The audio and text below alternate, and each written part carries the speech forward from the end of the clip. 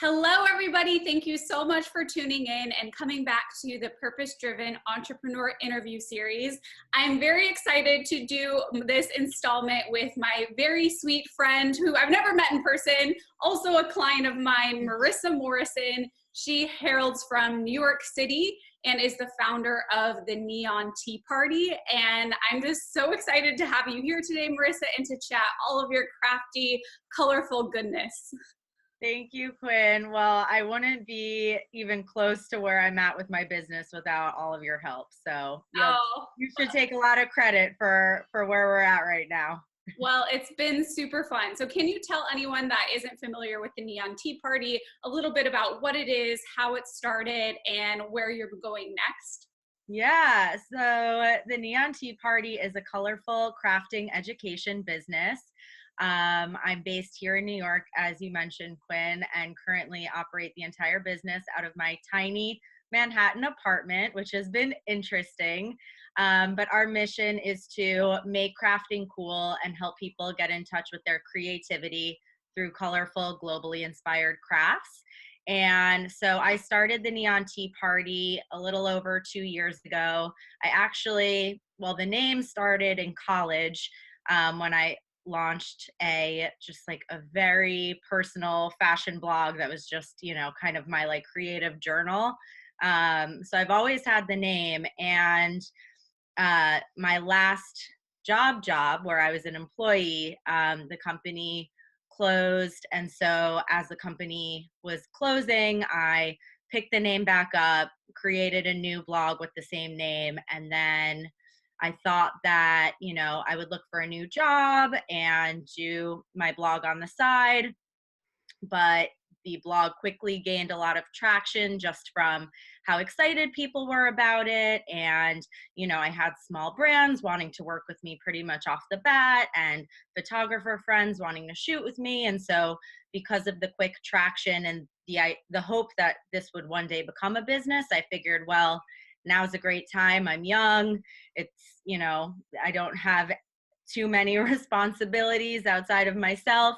And so it's just a really good time. And I also received a lot of encouragement from my then boyfriend, now husband. Little did I know he was going to like propose a week after we had this whole conversation, where he's like, you should just go for it. We'll be fine. We'll figure it out. And so I haven't looked back since. And so obviously the business is a lot more than just a blog now, and it has way more focus, with our entire focus on crafting education. So, so that all came about from trying to figure out ways to monetize the Neon Tea Party blog beyond just, doing sponsored content, which I figured was going to take a really long time or a lot of work that I didn't really feel passionate about, like focusing all of my attention on trying to grow Instagram followers when I really just wanted to spend my time creating. So I was looking for other ways to earn money for the business, and teaching craft classes was one of them, since I was teaching crafts on the blog. So the business, which I'm sure we'll get into more of the nitty gritty, but that's how we went from blog about 2.5 years ago to now crafting events, an online course, selling craft supplies, and just a total focus on educating about colorful, globally inspired crafts. So I hope that answers your question. Yes, absolutely. And I think I've been so inspired by your journey because you tap into people's creativity. And I kind of wanted to ask you about that, since this is a series on purpose and how purpose can inform our entrepreneurial pursuits. Why are you personally so passionate and excited about crafts? And do you find that there's kind of a purpose that has weaved throughout your life to lead you to creating the Neon Tea Party? Yeah, so I've always been an immensely creative person, in that I just am my whole life I've just like bursted with creative ideas and have felt so like such a need to bring these ideas to life. And that's been such a driving factor in my life, whether in creating little small businesses as a kid and things like that. And I also have a really strong sense of intuition about people and about ideas. And so this idea of helping people explore their creativity, whether through crafting or even through like encouraging others to, you know, start their own businesses or side hustles or just explore what that could be. You know, I share a lot about my own entrepreneurial journey with the hope that I will, you know, show sort of like demystify what that looks like and encourage others that anyone can do it as long as you know, have an idea, give yourself some like pep talks and just really go for it. So yeah, what I'm realizing, and Quinn, I really thank you for you know, helping me think through this a lot, because sometimes you need to think through to try and find the threads on why you do what you do. And so, and you know, what you do so well is helping people nail down exactly what their purpose is. And so even just like talking to you and preparing for our conversation today has really helped me crystallize that helping people explore their creativity is really at the core of everything I do. Like I said, whether it's crafting related or helping others explore their potential to maybe have their own business or side hustle or whatever it is. Yeah, and I think this is fascinating because this idea of purpose can be such a potent way to gain focus as an entrepreneur or really just in life in general. And then you can almost foot back a lot of your past experiences to how that purpose has come to life, even though maybe at the time you had no idea that that was the expression. Like, for example, I saw you post on Instagram stories the other day about this college magazine that you did. Is that what it was? Yep. Yeah, and Yeah. it just seems so creative and so fantabulous. Like, you have these like real high fashion photo shoots. And so I don't know if you can kind of look back at your life and say, has this purpose been there all along in different expressions? And do you feel like now that you intentionally know that purpose, you can use it to more of your advantage with intention? Yeah. So there's a lot there to comment on, but to answer first your question about, is this something that I've like seen or experienced throughout my life? For sure. I always knew I wanted to have a career that I was super passionate about, just because I felt like I had so much creativity to offer whatever my career looked like. And so well, initially I really wanted to be a magazine fashion editor. I really wanted to be an accessories editor. I knew specifically, I was like, I want to be the accessories editor at Teen Vogue. That was like the end all be all. I knew that was what I wanted. But really, that was an example of having a creative job at a brand that I connected strongly with. So I knew that if it wasn't Teen Vogue, it was going to be, you know, a creative job that I felt really connected to. So I started interning really young. Fortunately, I grew up in New Jersey, very close to New York City. So I started interning in the fashion world in New York City when I was still in high school. My first internship, I was 17. It was the summer before my senior year of high school. Still the best paying internship I had when I was the youngest, which is crazy. But that just goes to show you that you don't make a lot of money interning in fashion. But yeah, so I started interning in fashion really young. I worked for Delia's catalogs for 2 summers. That was so fun. And then I interned for Teen Vogue the first summer that I could. You had to be enrolled in college for that internship. So I had to wait until my summer after my freshman year. And then I spent every summer interning at different fashion publications and fashion brands like Ralph Lauren and Rag & Bone. And those experiences, you know, opened my eyes to the possibilities within the fashion world, career possibilities. And then, you know, interning is one thing, but then sort of creating things yourself is another important thing to do when you're exploring, you know, what your career could look like. So That's when I started the fashion, it wasn't a fashion magazine, the lifestyle magazine at Boston University, where I was in college. I was a magazine journalism student, and there was no magazine, there was no student magazine that the magazine journalism students could contribute to. And so freshman year, or I think even when I was like looking at the school and realized that that didn't exist, when I arrived freshman year, I was like, we need to make this happen because this is silly. Like, there's so many students who are specifically here to study magazine journalism. And even though Boston has lots of great magazines to intern for, like, we should have our own publication where we could comment on, what is going on around in the Boston University community, what are the cool things going on in Boston nearby campus, and just create like a lifestyle magazine for the students by the students. And so I was lucky to find a co-founder, my friend Allie, who was in my pledge class of my sorority. She was also a magazine journalism student, and we started this magazine, and it was incredibly challenging. We had no idea. We knew what we wanted the content to be. We quickly found a staff because there were so many communication students. But printing a magazine, getting advertising, all of those like real life things to figure out, that was the hardest part, but everyone loved it. It was so much fun, and the magazine still exists today. So that was my biggest entrepreneurial adventure and undertaking prior to the Neon Tea Party, and it really taught me a lot of what to do, what not to do.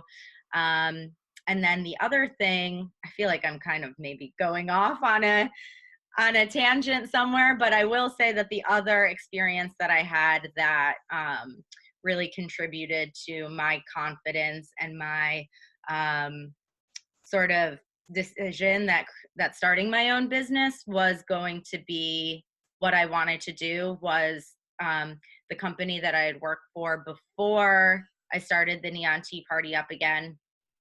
Was a jewelry company, and it was very small, which I loved, and which is why I wanted to work for them, because I knew I wanted to like be in the nitty gritty. And I ended up, so I came on as as like a content manager. So managing our social media, email marketing, and blog. So anything content related. And then over time, I also took over managing e-commerce and was, in addition to running content, was running the day-to-day operations. And so managing all of those things and changing hats and wearing so many hats and keeping everything afloat and interesting at the same time, like interesting for the customer, that gave me a lot of confidence and sort of like chutzpah to start my own business. So anyway, now I forget what your question Well, was. I think that's interesting. No worries. Well, sharing that experience of that jewelry job, like I had a very similar experience. My first job out of college, which was in Los Angeles, and I ended up working for this event marketing agency where we would pull together spokesmodels for these big brands and these brand activations. And I was just thrown in, like I didn't necessarily know anything about the industry, but through that experience, I learned almost everything I needed to know to then run my business a few years later. Yes, Which is a great experience. It might be hard at the time, but you learn all those basic foundational skills that are so essential. And I think oftentimes when we are forced to put our hand in every pot in a business before it's our own, that's the most potent primer that we can have for becoming an entrepreneur. Yeah, absolutely. I mean, I credit having so many different experiences working at that job, the job I had before that, I was a fashion stylist, and I had a bunch of other odds and ends jobs that were far less glamorous.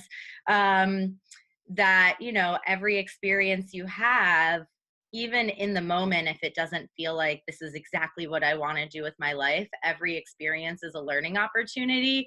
And I think the further you go along in your career, the more you realize that you're tapping back into those things that you learned, back in the day at whatever, past experiences you have. And it all comes together to create exactly what you're able to do, because you have you have that accumulation of all those experiences under your belt. So yeah, I think that's so important for younger entrepreneurs, or not even younger, beginning entrepreneurs to know, is that you can take opportunities that might not feel 100% aligned with where you want to be eventually, but as long as you approach it with a mindset of what can I take from this to build something that's meaningful for me, and how can I reflect back on other experiences to take the little gems and those little building blocks that will then inform everything I do in the future that I create on my own,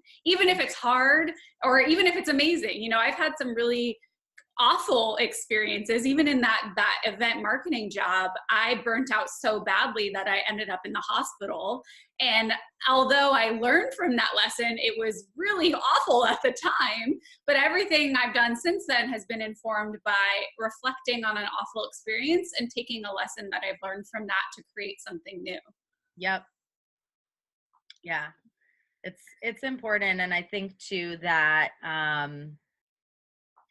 it having a variety of experiences, like we're kind of saying, gives you the skills and the self-confidence to start something. Because when you start a business, you're wearing all of the hats at once. And so if you have, intro level skills into a lot of different things, then you could get something up and running. And over time, you can then hire people who are specialists in those areas, or train someone and encourage them to grow within that space and take that off your plate. And eventually you circle back around to like where your superpower really lives. And that's when the real magic happens. So even in the beginning, starting a business, like you may still feel like all over the place and doing a lot of things, but at least you can lay the groundwork to grow.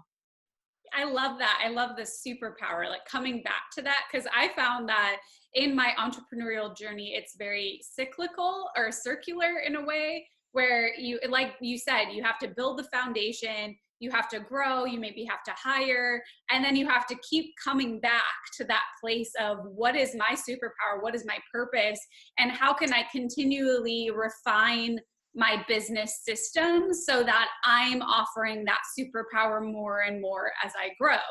And I know that's been something you and I have been talking about over the past couple of months. Is last year, 2018, you really just did all the things. You got all the stuff in order for your business. You got the website, you built the shop, you started pulling products together to sell. And then in 2019 and beyond, you're really setting more of a foundation to take yourself out of doing all the things and getting back to that core purpose of you leading with that superpower of helping making crafting cool. So can you maybe walk me through the decision process you went through with even hiring me? I mean, this isn't like a case study, but I think just from your experience, what was that decision like when you said to yourself, okay, I need to get serious about my business. I need someone to help me do this because I can't. And then the investment that took, both time, effort, resources, and thought to make that happen. I mean, what was the thought process that you went through in that phase, and then kind of in the latter half of last year? Yeah. So I started the business, I started the Neon Tea Party as the blog in October 2016. So from October of 2016 through the end of 2017, I was pretty much trying different business models. And at the time, I was very unclear about what the business positioning was. I was claiming that our mission was to inspire playful, eclectic lifestyle. Yeah, I remember that. It was much more lifestyle than craft. Yes, exactly. And crafting was always a part of that lifestyle, but it was more like a blog. It was just like a colorful, crafty lifestyle blog. And I remember I ran into a friend, and he invited me to go to like a morning networking meeting. And when, you know, these are very common in New York. I don't know if they're probably common in most cities. But he brought me as a guest. And so everyone, if you're there as a guest, you are invited to stand up and like give your elevator pitch to introduce yourself to the room. So everyone's sitting around the table and, you know, listening to you and getting a taste of what your business is, what you offer, and if there's anything they could do to help you. And so I got up there and I gave my elevator, I called it the elevator paragraph, because it took so much explaining of what I was trying to do that experience really made me realize the importance of having a very clear mission that people can understand, digest, and connect with. And so in that time when I was trying out different business models, I was teaching crafts, I was making and selling products, I had traveled to Mexico, so I brought back all of these products to sell. And each business model, you know, was successful in its own way. Like, definitely sold things, definitely enjoyed teaching, obviously, which I'll get into in the next part of the question.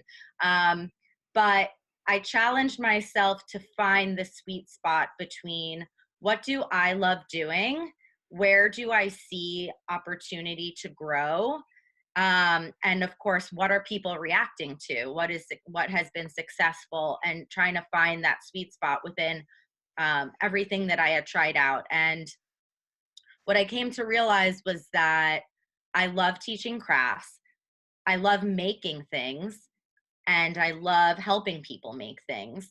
And so, meanwhile, I should probably add this part too, that the craft that I had come to grow an expertise in was pom-poms, which is still my like main craft area of expertise. And so, and I was realizing, you know, people are freaking out over pom-poms, and I love making them. I love teaching them. There's like no other person out there who's marketing themselves as purely like a pom-pom teacher. And so anyway, that was all 2017. And then on New Year's Day of 2018, we were, you know, hanging out on the couch, laying low after, you know, the night before at a New Year's party. And I took out a pad of paper, and I had just decided I would take, you know, a little bit of time to reflect on New Year's Day about what did I want to make of 2018. And I wrote down one thing, which was pom-poms. I just wrote pom-poms, and I was like, all right, I guess 2018 is the year of pom-poms. And so what that meant was really focusing on teaching them, becoming really associated with them, and having that one little digestible thing that people could associate me with, and I could give a real elevator pitch and no longer a paragraph. And so I knew that I needed to create a new ecosystem for the business, which goes back to your question about why did I decide to invest in a new website and go through that whole rebrand. And when we talk about, Quinn, you and I, you know, to everybody watching, designing a new website, it was a way more involved process than just designing a website. It was really defining the business in terms of what the business stands for, what our offerings are, and, you know, how people can engage with the business. So it was a humongous undertaking that was super exciting and fun. And just go read my testimonial about Quinn. You all know she's amazing. But it really, you know, the simple explanation for why I did it was, I kind of said to myself, you know, if I were launching a brick and mortar version of this business, I would want that space to be gorgeous. Would want it to be really accessible, really easy to get to, really beautiful, and, you know, would want to put everything into making it a wonderful experience. And I think the most important thing to think about when you are an online business is your website should be the same way. It should have that same experience, and you should put the same time and love and investment into your online presence as you would if you were, building out a brick and mortar space. And so that was the real reason that I wanted to work with you. And to fast forward to the second part of your question, because I could just talk about everything all day, over last year, in addition to building the website, I knew that I wanted to continue doing other crafts beyond just pom-poms. So while 2018 was really the year of the pom-pom, and while we still are very focused on pom-pom education because that is like a really sweet spot for us, I know that there is a lot more to teach, a lot more I want to teach. And I think, people want to learn more than just pom-pom. So it's sort of thinking ahead and laying the groundwork for growth on a larger scale in the crafting education space and broadening our offerings. So this year is the year of foundation. That is the word that I have chosen for the year because, I've, as you mentioned, built the website. We have our online pom-pom and tassel course. We have our pom-pom DIY kits. And so now I want to learn how to scale this business and make steps towards scaling it. And do a lot of like cleanup too, because I think when you're spending a lot of time learning while you're doing things for the first time, a lot can get messy. Your accounting can get messy. Your systems could be messy or non-existent. And so this year, it's super important to me to really streamline all of the elements on the internal side of things at the business, while launching a little bit here and there, but really setting up for growth in 2020. So yeah, really taking this year to get everything organized so that come next year, we can just like grow everything and expand. So yeah, and that's so powerful, this place that you are at now. And I've actually been mapping out kind of the transformation that many of my clients take, or even people, purpose-driven entrepreneurs go through in this journey. And a lot of what you did last year is I called the building phase, where you're kind of just throwing clay at the wall, seeing what sticks, getting kind of the bigger building blocks set up. And then I called this new phase that you're kind of calling foundation, I'm calling it optimize or optimization. And I think this is really a stage that a lot of entrepreneurs go through after they start to see success. They start to understand really what resonates with their audience, and they've put a lot out there, but now it's time to organize and bring it back to this core focus and this core purpose. And I know that's a lot of what you've been focusing on. Personally, I did that. That was my year last year where I said to myself, how can I make everything I do easier on me, most importantly, but also provide my clients with a better experience all throughout the process. And I think that whole thought process took me to places I never thought I'd be in my business, because I've been able to set up systems to get out of my own way. Because I think so often as entrepreneurs, we do have our hands in everything, and we all are doing hashtag all the things, and we consistently block ourselves from growth just because we don't take time to step back, look at the landscape of what we built, and say, how can I make this even better? Especially when it comes to your life as well. I think from what I've heard from you over the past year, a lot of your decisions are based on, well, what is the quality of my life and how do I want that to be? And then what do I need to do in my business in order to set up my personal life for success? And so I don't know if you can speak to anything of that balance of making intentional decisions for your business that will help your life, as well as vice versa. Because for you, and I think for me too, there's not really much of a boundary there. There's not too much separation. And although we want it, there's a kind of a fluid back and forth between the two. Yeah. So, well, you're a huge inspiration to me in finding that balance. And, I listen to, as I'm sure many of you watching probably do too, listen to a lot of podcast interviews with entrepreneurs. And one theme that is in so many of these stories is the period of burnout. And it's something I never want to experience. Quinn, you've experienced it. And I think there's sort of a boundary on working really, really hard in your business, but knowing when to take a pause and recharge. And I'm still constantly battling with where that line is. I think every day I'm getting a little bit better at knowing how to schedule my days and weeks and knowing where to work in breaks, and not feel guilty about it. But that's just, I think everyone who's an entrepreneur goes through that to some degree.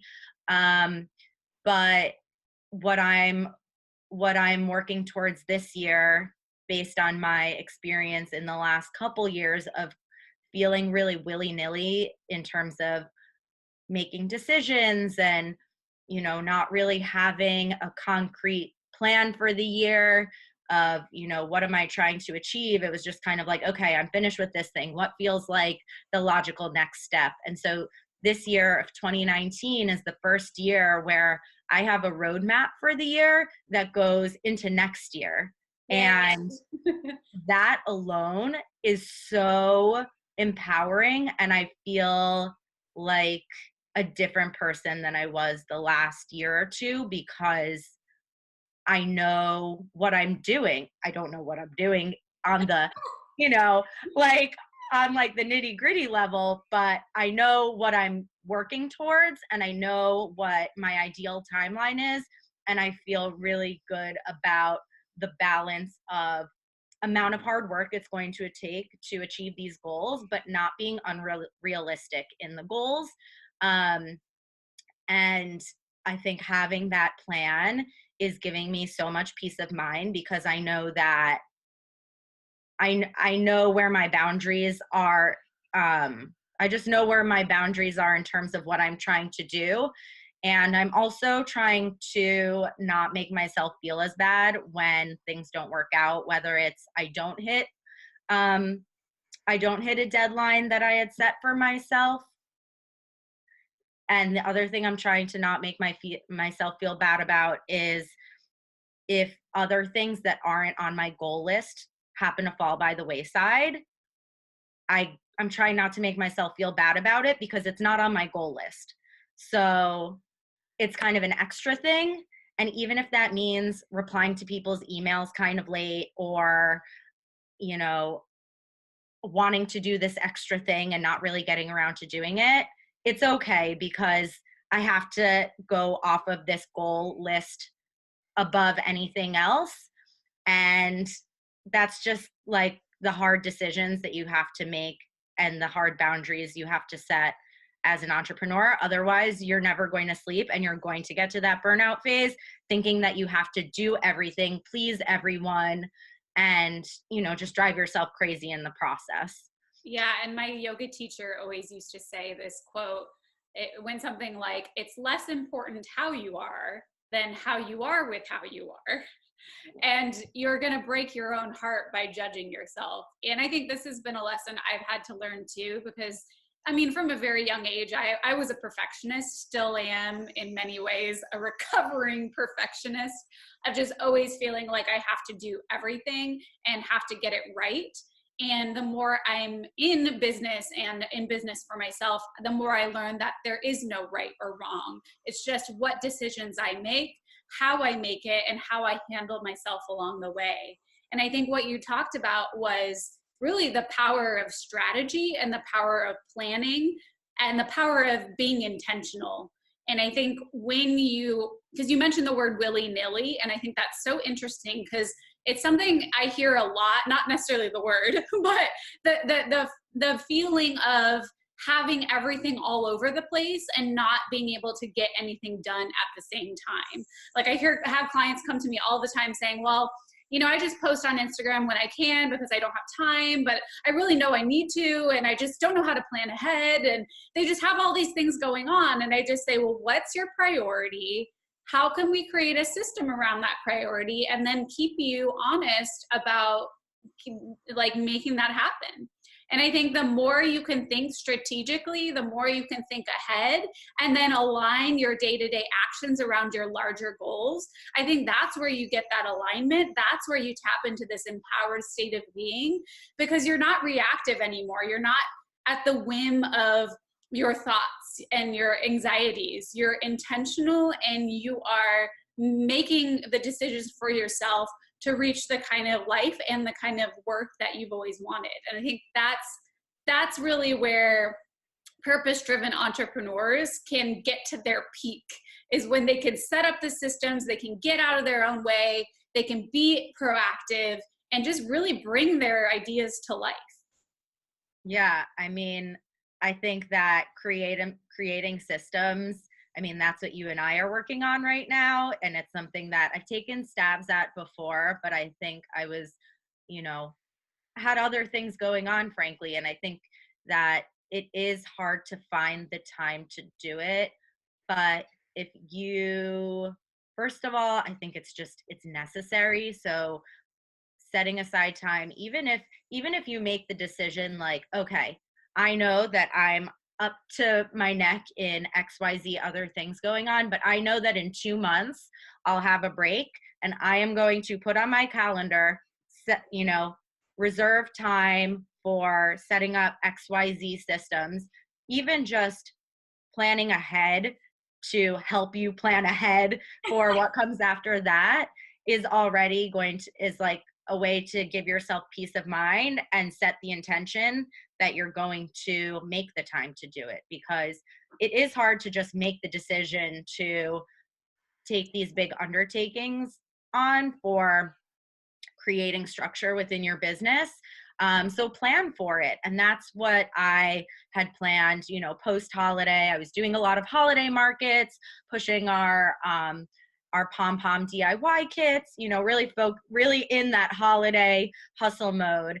But I knew that once the holidays were over, it was going to be January and I was going to sit down and start getting to work and start organizing the business, and also not put too much pressure on myself this year to have so many product releases, to have so many online course releases, really taking this year to put that structure in place so that we can get back to that next year and have it be on a scale that we've never even done yet. So yeah, I think planning that time to put that structure together is a good approach to take if you're unsure of like where to start or when to do it. Yeah, and I'm in the same boat. I often overcommit, and then I realize that things take me 3 times as long as I estimate, and then I end up having so much more going on because I thought what I was taking I could manage, and then I realized that it was too much. And so I've had to really, and I'm honestly still not that great at this, I'm working on it. When I'm taking projects, for instance, I need to break them up more and put them further apart because they always end up overlapping. And then I get to this point where I'm freaking out for about 3 weeks, and then it gets back to normal. And we have to learn how to say yes, say no, and also time out when we can focus on growth and when we can focus on other foundational building aspects. Yep, absolutely. And I had a question too, because I see a lot, I follow you all obviously on Instagram stories, and I see you always being with other solopreneurs, other entrepreneurs, and I know your husband Sam is a huge support system for you. So have you intentionally really looked to grow that network to help support you? And how have you seen that help you move your business in the direction it's going? Yeah, so as far as, well, I'll give Sam a due shout out. Sam is my husband and he is my partner in crime in life and my biggest cheerleader, especially when it comes to the Neon Tea Party. I'm really fortunate that he gets what I'm doing. He also he loves innovation. He works in advertising. And so he is he works closely with brands and branding, and he saw the potential for the Neon Tea Party from the beginning along with me, which is why we decided that this was a decision not just for me, but for us as a team. And he's my sounding board every day when he comes home from work. he's on to his second job, listening to me and helping me problem solve, because I'm sitting here alone all day. As if you're a solopreneur as well, you know the feeling where you're making decisions by yourself and you just need someone as a sounding board. And so he's all that and more for me. So I feel so unbelievably blessed. And in addition to him just having like the biggest heart and being the most wonderful person, that he really gets what I'm trying to do here and is a great resource. And then in terms of surrounding myself with other female entrepreneurs, I mean, as I was starting the Neon Tea Party, I just started connecting with, whether it's people that I was already friends with who have their own businesses or side hustles, just to hear, we would go and get lunch, or we would get drinks after work, or, and talk about what's going on for us and ask each other questions and help each other out. And after a while, I'd had so many of these lunches and drinks and dinners and phone calls and whatever. And I was like, I feel like everyone should just get together and meet one another, because all of these women are so awesome, so kind, so open, and just want to like be surrounded by other people in the same place or similar place in their career. And I also wanted a way to give back. This is something that I want to grow just in general within the Neon Tea Party, having more of, a giving back aspect of everything that we do.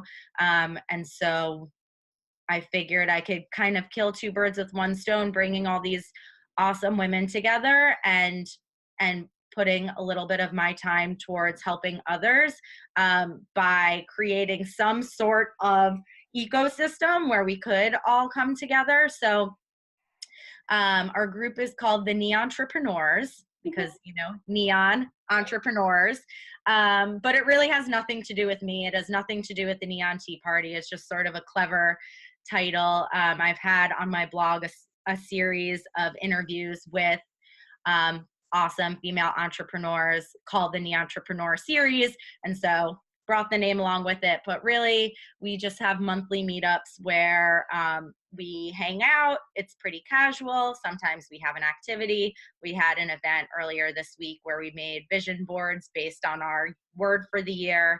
And so it's still pretty young.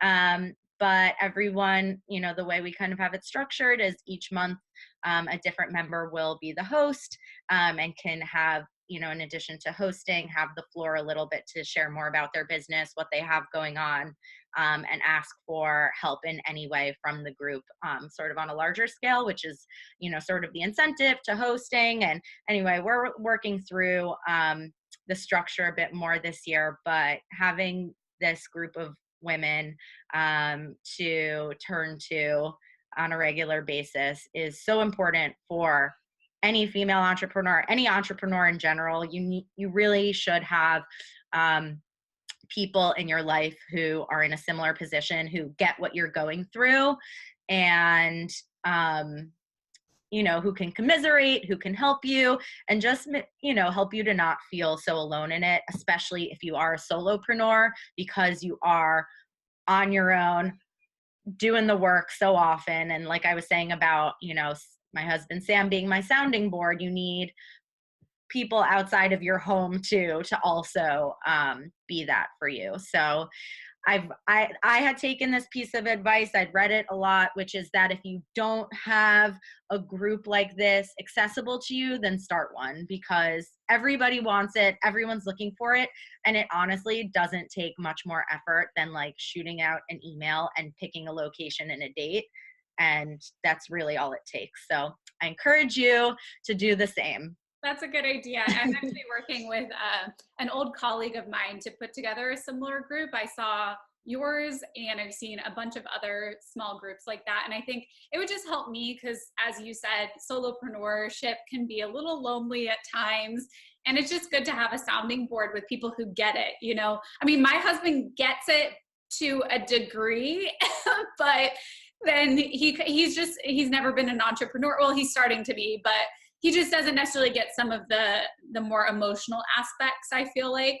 Although he's definitely like a great person to chat with about decisions. I think sometimes I just want to talk with other fellow people, especially women, who go through some of the trials and tribulations that we all do as entrepreneurs. Yeah, absolutely. And I think about this all the time. I wish you were here in New York, because you would, I think I'm like, you would be right there with us in the room. So know that you're at least in New York in spirit during those meetups. Yes, well, I will be there in May, and we can meet officially in real life for the first time then. Yes. Yes. Well, as we wrap up here, is there anything else you kind of wanted to share about your journey, the Neon Tea Party, or your direction of where you're going next? Oh, I mean, as you guys probably know, I could talk forever based on how long all my answers were. But yeah, I mean, I feel like we covered a lot of it. I think the one thing that I wanted to share that we didn't cover was just giving a little bit of credit to my parents, who were both creative entrepreneurs. My mom was a jewelry designer. She passed away 6.5 years ago. And really, in her time as a business owner, as a private jeweler, she really worked herself to the bone to provide for my brother and me.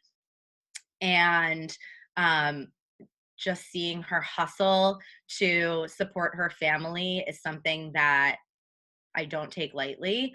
It's what motivates me to really turn this business, not take my business lightly, and to think about it for the future of my family.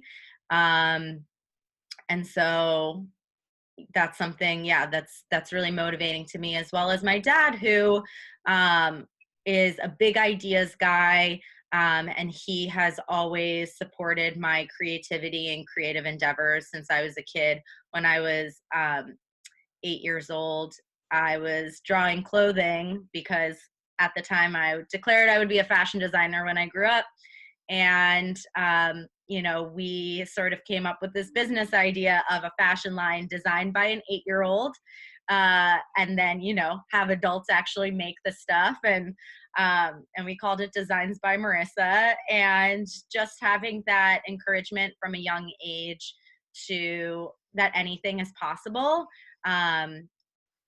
is something that has always stuck with me as well. So if I can give any advice from those experiences that I had, luckily from my parents, if any parents are out there, I think it's super important to encourage the creativity in your children, and to ensure that they know that they could do anything and be anything. And I think having your family as motivation, if you are the entrepreneur, I don't think there's any greater source of inspiration or any greater source of purpose in doing what you do, because at the end of the day, it's your livelihood, it's your family's livelihood. And I think that's, there's no greater source of motivation there. So anyway, that was something that I had sort of thought about that I wanted to share during this. Oh, I'm so thankful you shared that. I know you've mentioned it here or there, and I think it's so important for any entrepreneurs who are listening or watching to look at those people who have been throughout your life, whether it's family, friends, mentors. For me, it's been many of my teachers who have inspired you to really dive into what makes you tick and how to bring that tick to life. And I think that's really powerful that you had two of your very close family members and your parents who were able to really encourage you. And now you're really doing that for yourself and your own family moving forward. So that's super powerful. Yeah. Well, as we wrap up here, I just wanted to share where you can find Marisa. I actually first connected with Marisa on Instagram, I believe. We probably just started liking each other's colorful photos. I think that's how it happened. So you can find her at the Neon Tea Party on Instagram, as well as the neonteaparty.com, which was designed lovingly by me, but managed by Marisa greatly. So you can find her there. And she also has a free pom-pom course that you can sign up for. So if you're interested in learning how to do pom-poms, which I am, she sent me a kit. I have not made it yet, but it's on my list to do. Then you can at least get your hands dirty with some poms. So thank you so much, Marisa, for coming on to this and just chatting candidly about your journey as an entrepreneur. I appreciate it. Thank you for having me, Quinn. It's really an honor. And thank you all for tuning in. And I hope you found this interview helpful in some way. For sure. Well, thanks again, and everyone have a good day.